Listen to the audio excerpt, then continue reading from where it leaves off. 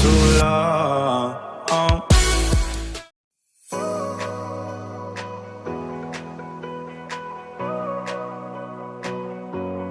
Assalamualaikum warahmatullahi wabarakatuh.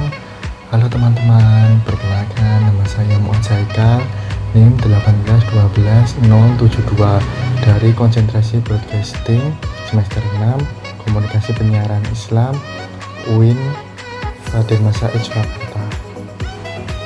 Nah teman-teman semua, pada kali ini kita akan membahas mengenai public speaking ya teman-teman.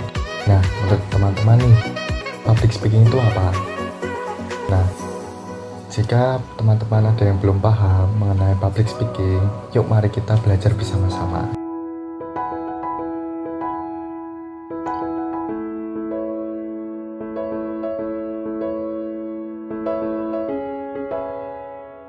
Pertama, kita akan membahas mengenai pengertiannya dulu ya teman-teman.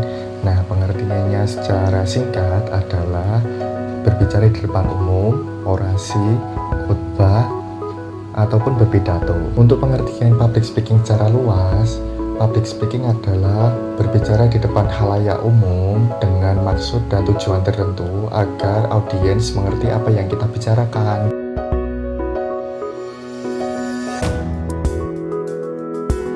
Nah teman-teman, selanjutnya kita akan bahas di manakah kita bisa melakukan public speaking ya teman-teman.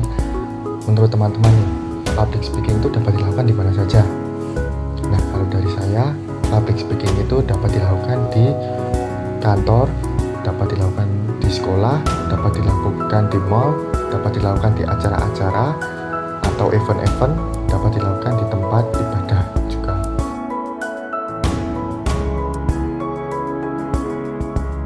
Selanjutnya kita akan membahas mengenai manfaat dari public speaking ya teman-teman. Manfaat public speaking yang pertama adalah kita dapat mengemukakan ide ataupun gagasan kita. Yang kedua, kita dilatih untuk berpikir cepat. Yang ketiga adalah kita dapat menambah kepercayaan diri kita di hadapan orang yang sangat banyak. Nah, seperti itulah beberapa contoh dari manfaat public speaking ya teman-teman. Hal yang perlu kita perhatikan ketika melakukan public speaking di sini ada 6 ya teman-teman. Nah, yang pertama adalah mempersiapkan diri. Yang kedua adalah menentukan tujuan. Yang ketiga adalah mengenal audiens. Yang keempat adalah interaksi dengan audiens. Yang kelima adalah menggunakan nada bicara atau body language. Yang keenam adalah mempersiapkan alat peraga.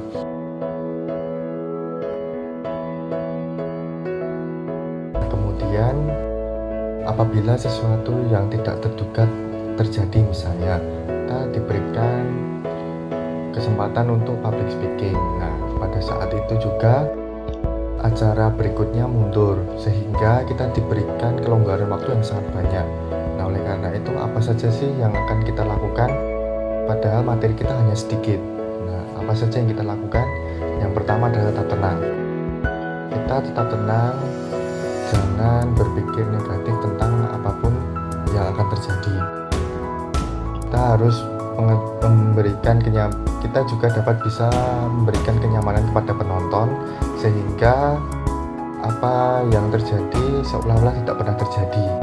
Nah, terus kemudian kita bisa juga menghibur audiens ya teman-teman dengan cara memberikan jokes-jokes yang mungkin agar penonton tidak bosan apa yang kita katakan, dan mungkin kita juga bisa menggunakan sesi tanya jawab juga sehingga memudahkan kita apa yang akan penonton tanyakan.